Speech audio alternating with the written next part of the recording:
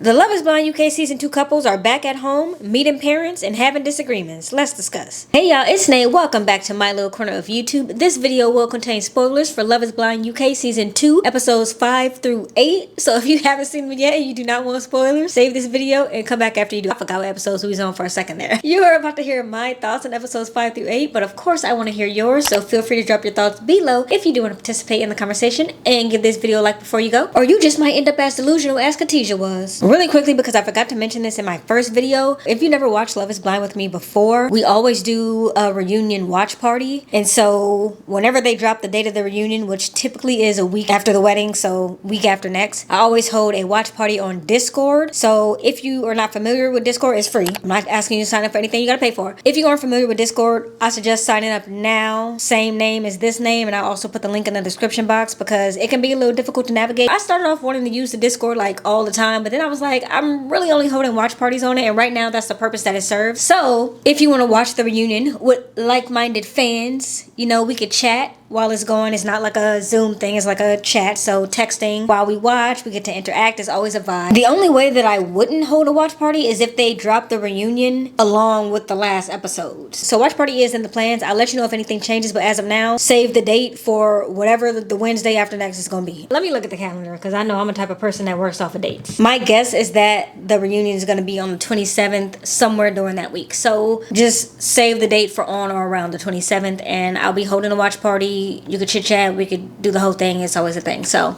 just want to let y'all know that before I forget to mention it, and then y'all like, girl, you sprung this on us last minute. Now let's get into this Sophie situation first, because I really don't see a more accurate order to do this in. Sophie, you could have left this season being the girl that was a little reserved, a little closed off, a little standoffish, and now you get to be Sophie the Siren, the woman who went after someone's whole fiance. And for Javen of all people, who pulled her for a chat with a tap on the shoulder.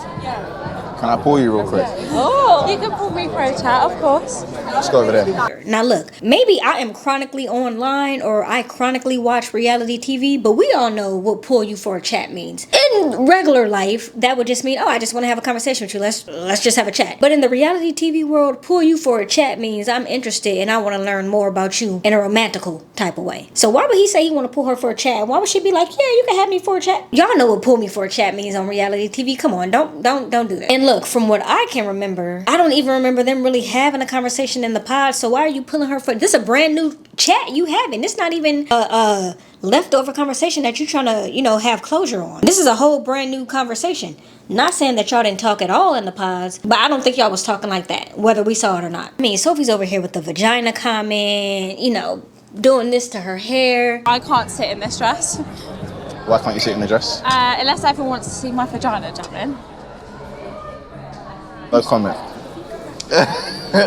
We all know what that means. I can't believe she's going down like this. Sophie is very much nice, nasty, as we call it here in the States. It's like you saying something that's shady, but you try to put a nice tone of voice on it or a nice spin on it. What pattern's that? Funky jacket. Funky jacket. And then Yeah, like, I don't know how you let him wear that. I love it. Oh, do you? Yeah. I love it. I didn't really see Katisha and Javen as a couple. I hope they work. I hope they love each other and they get married. I'm all here for love. And now that I'm sitting here thinking about it, it's actually kind of crazy that Sophie felt disrespected by Kieran giving Megan a gift in the pods, but she doesn't find it disrespectful that she's moving on Javen when he has a whole fiance. Now, some of y'all may have been here for a little bit, and you might remember that for Love is Blind US Season 6, there was a similar situation with Sarah Ann and Jeremy at their pod mixer. And this was my opinion on that. If this were a regular relationship, I would have said, girl, why are you sending a DM to a man who's about to get married? But in the case of Love is Blind, where you know that you're going to be put in situations to possibly see the exes that you met in the past that you've never seen in person, that's kind of the nature of the show, is that these exes might pop up. You might rethink your decision. So I don't really see that DM that Sarah Ann sent as that bad. Poor taste, maybe, but that's how this show is designed. But here's where the situation with Sophie is a little bit different. Sarah Ann and Jeremy had come down to, I think she was one of his final two. So they had extensive conversations. It was between her and, I forget the other woman's name.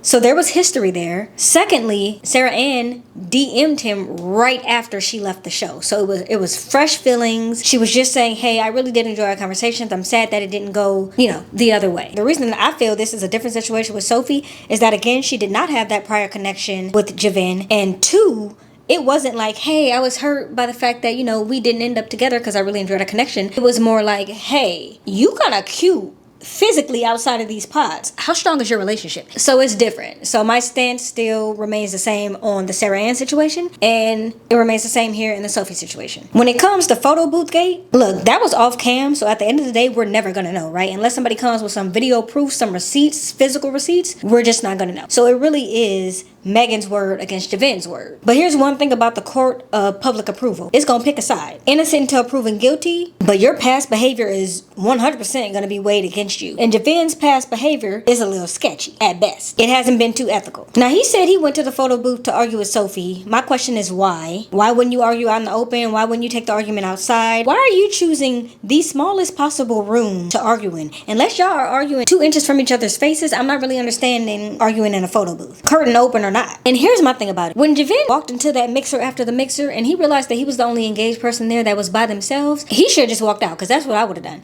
If I would have walked in and saw Megan and Kieran there together and everybody else who's there are singles who left the pods single, then I'm wondering, clearly the other couples have chosen not to come to this, and clearly the other individuals from the couples have decided not to come to this. So why am I the only one here by myself? Off top, you gonna look like you moving kind of weird. This is not a situation where 2 things can be true at once. Only one of them is telling the truth. Either Javen is lying straight to everybody's face, or Megan is lying straight to everybody's face. And I hope that one of them is coming with some receipts for the reunion, because I'm inclined to believe Megan, but you never know. I don't know her either, so you never know. One thing that I can't say I agree with Javen on is the fact that Megan used a little bit of hyperbole. Apparently, I spent all night with Sophie and Yolanda. All I ever saw you with was, I saw you with Sophie, Yolanda and Aanu. Well, I was enjoying myself, I'm not here to watch you all night. Okay, so then if you was enjoying yourself all night, then how can you tell someone that you saw me with them all night? The thing is, it doesn't matter That's not factual. It doesn't even matter. No, but it does. It does matter, because the way that you say something, it matters. You have to be careful when you're using hyperbole, especially in a situation like this, because if you're gonna say that he was with them all night, then you better mean that he was with them all night, because you know the implication that carries.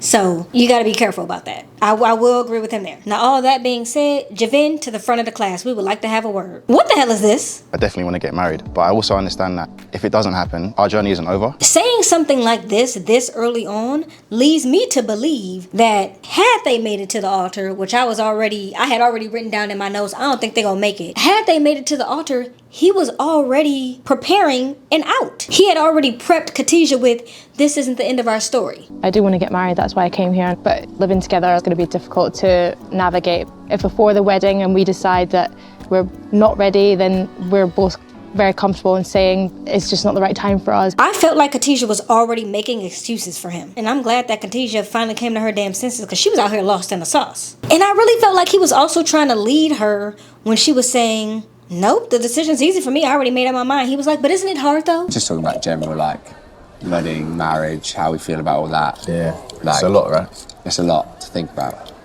Not for you? Not long? I've made my decision. And it was just really hard to watch. Now, Javen, you've been all up and through my comments talking about just wait for the next batch of episodes. I can't say much until the next batch of episodes. Just so you know, I get the episodes early. So when you were saying that, I was already like, bet, I'm gonna watch it tonight. You're not gonna think I'm waiting until next Wednesday for something that you claiming is gonna be all extravagant that's gonna make me change my mind. I watched the episodes, at least 2 of the episodes that same night. And I was really sitting there trying to figure out what you wanted me to see that was gonna change my mind. I need you to pinpoint, and quickly, what in these 4 episodes that just dropped was supposed to make me change my mind about you? Or supposed to give me a bigger part of the story that I guess you were trying to imply that we didn't have yet. If your explanation is going to be, well, I was feeling unsure about the relationship the whole time because she had told Demola not to worry about anything, and then, it turns out that she did a 180. Okay, I'll hear you out on that. But you were already moving funny before you left the pod. So how do you explain that? Nor does it explain how you were moving after Katisha and Demola spoke and she closed that chapter. It looks like you were looking to still hold that over her head after she had made it clear that that wasn't who she wanted. We all wanted her to want him, but she made it very clear to multiple people, hey, I didn't choose wrong. So why were you still trying to act like that's a reason for you to act the way that you acted? It hadn't even happened yet, and you were already trying to get out of having dinner with your future wife. Monday till Thursday, from 6 to like 9, I'm not even here. So those are 4 days where we're definitely not going to be eating dinner together. Unless you want to eat late. Well, that's what I do. I usually eat late anyway, to be How late? Because I always train after work as well. Like 9, 10 o'clock. Oh, I'm in bed by 10 o'clock though. I'll eat 9:30, shower, bed.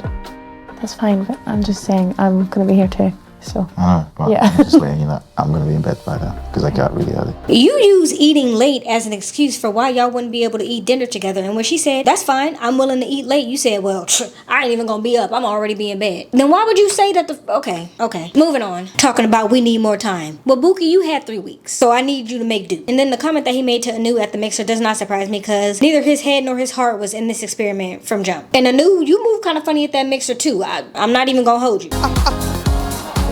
Why don't we date more? Now that I've met you, I've got a different opinion. You wish we dated a bit more? I mean, that's the show, isn't it?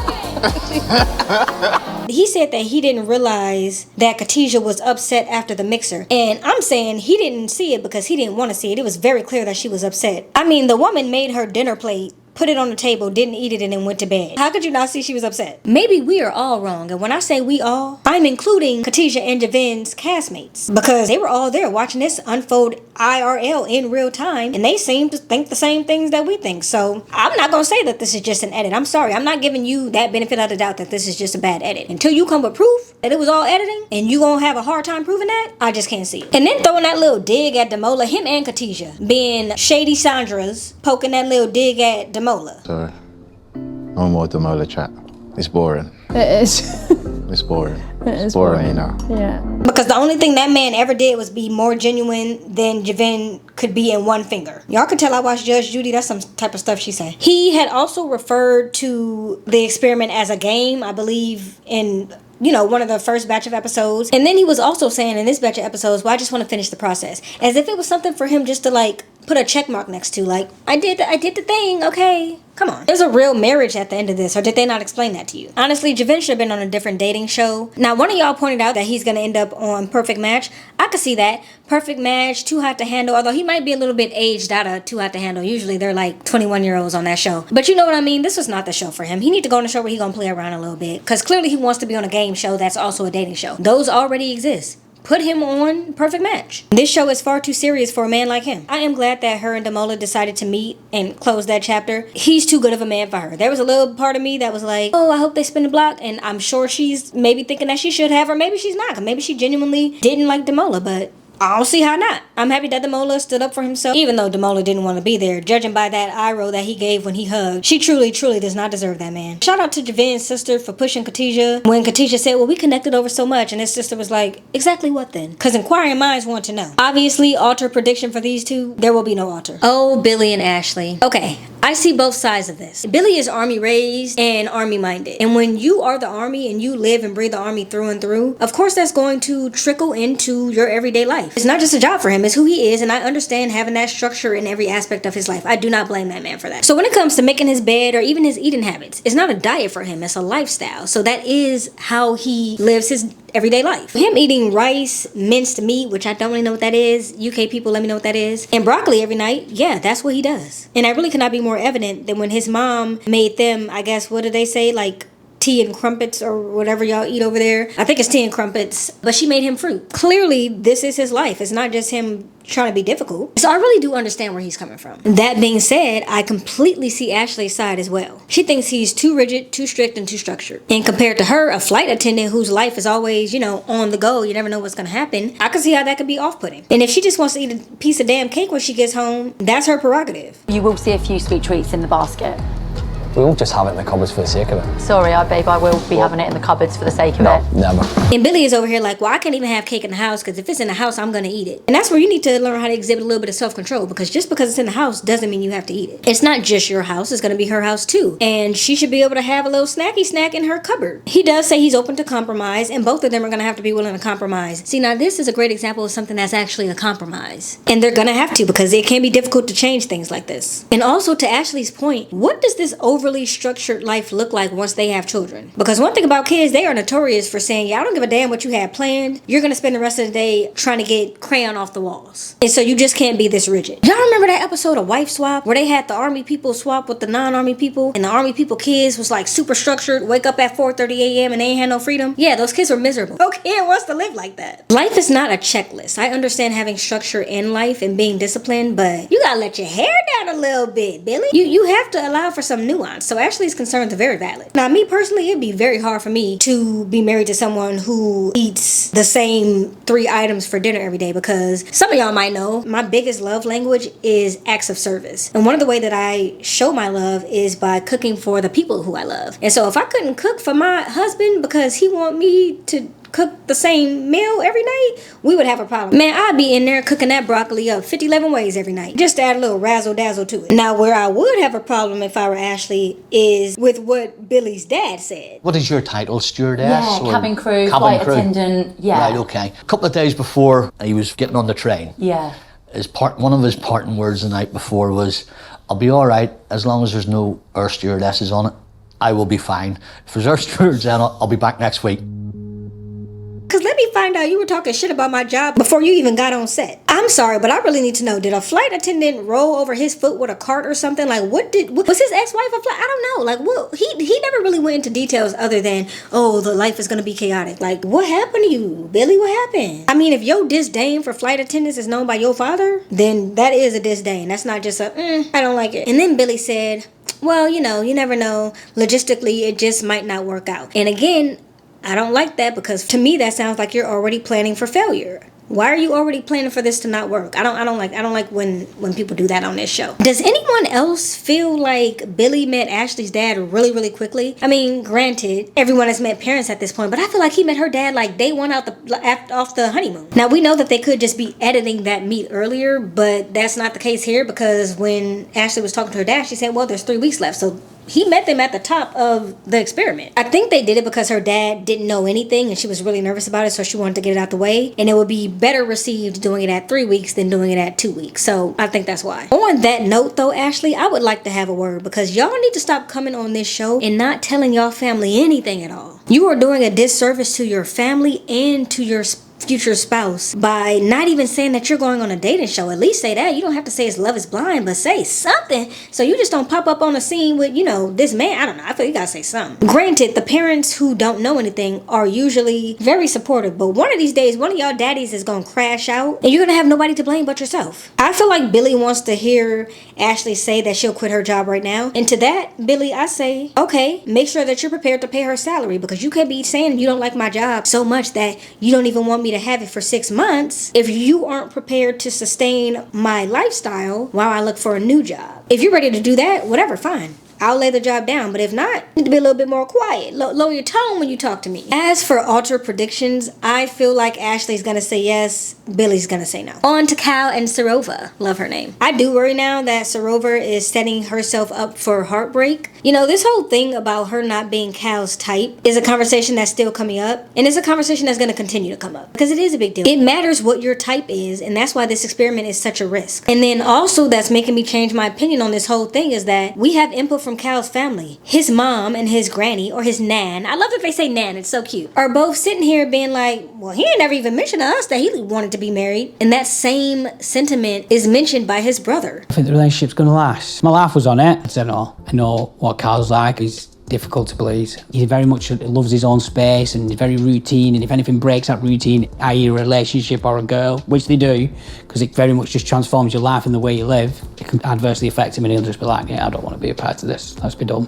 When your entire nuclear family is saying, yeah, we're a little surprised that he's thinking about marriage, red flag. And we know that Cal came into this saying that he hasn't had a relationship that's lasted a year at least. So Cal, while you might not be a bad guy, you don't make good decisions, because why did you come on this show knowing that that's not how you see, the thing is, you could have proven that you were ready to move towards marriage by staying in a relationship for longer than a year. You didn't have to jump to Love is Blind. This is extreme for someone who's never even had a long-term relationship. It's the extreme route. This is not how you do it because someone else's heart is involved in this. Why set someone else up to be heartbroken knowing that you've never had a long-term relationship? I don't know. Your family don't seem too convinced to me. Although your family seems lovely. Your nan is great. Listen, if you have been married to your high school sweetheart for 63 years, I'm gonna listen to any and everything you have to say because that's impressive. Shout out to Nan. I tell you one thing though, Cal is Demola's strongest soldier because anytime you looked at that man, anytime they pulled him for a confessional or he said anything, he was like, well, what you think about this Katisha and Demola situation? Listen, get you friends like him.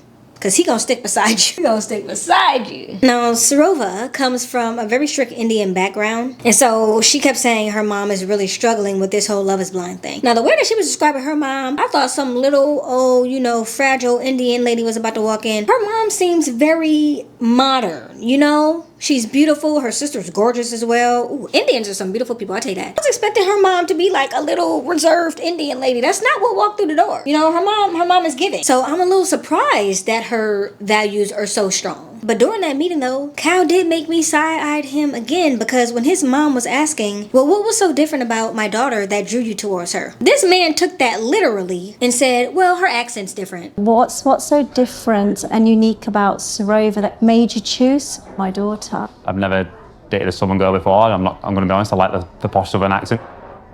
Yeah.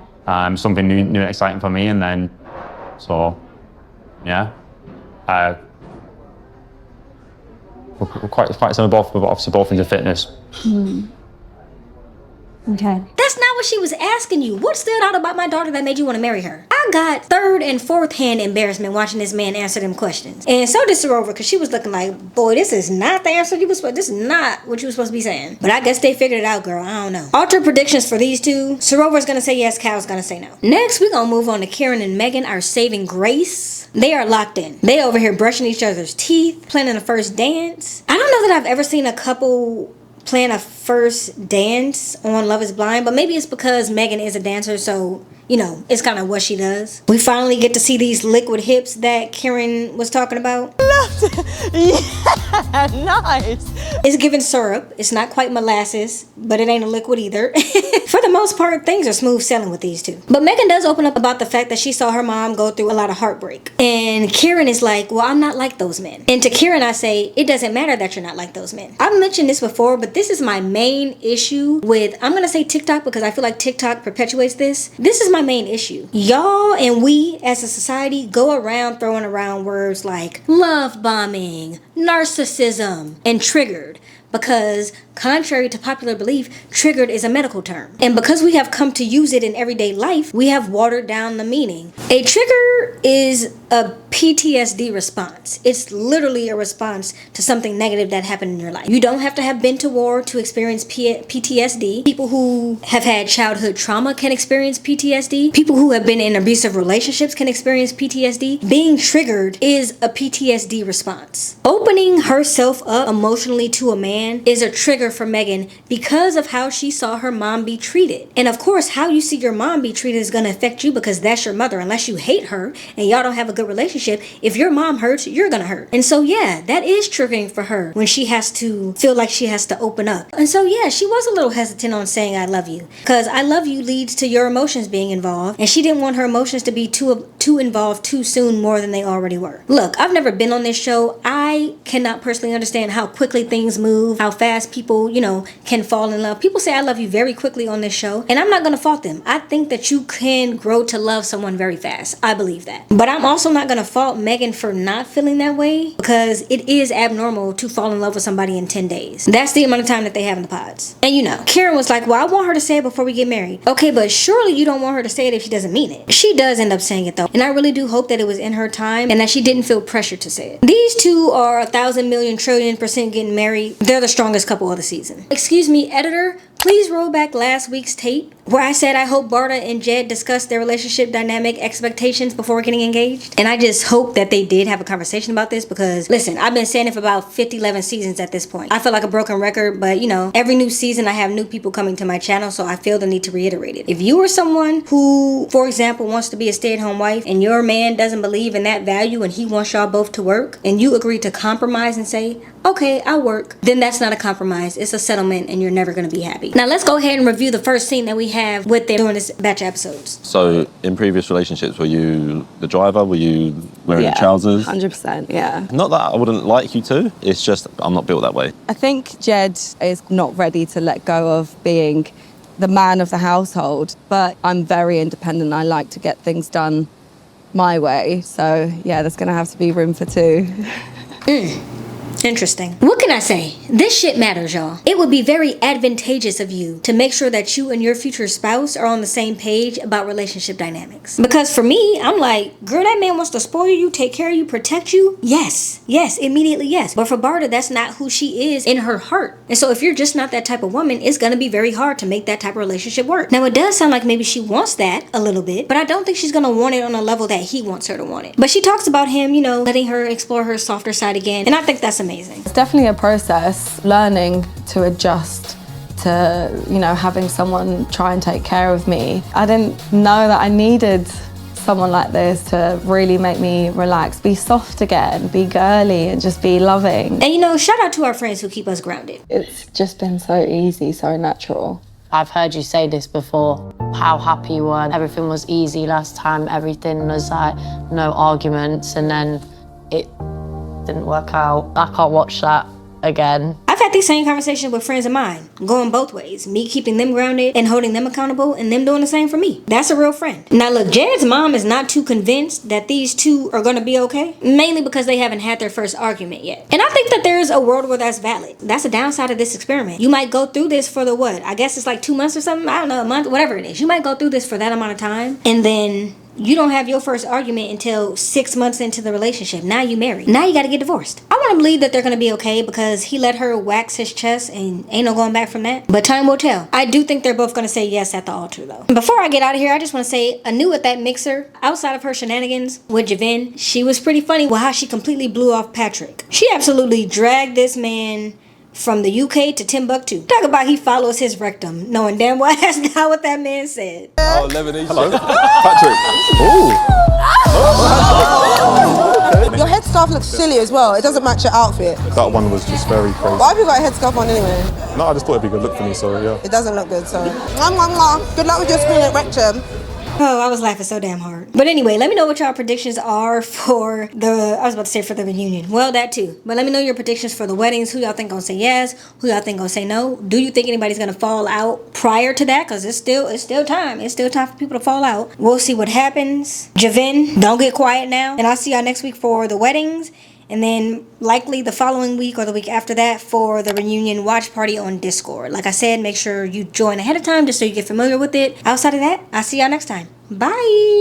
You want to say hi, guy? They love you. You want to come say hi? Y'all, he and his brother are getting groomed. Oh, you gonna get groomed? Getting groomed at the end of this month, and I cannot wait because these nails are nailing, child. Yeah, I know. You're gonna feel so much better, guy. You're gonna feel so much better when you get groomed.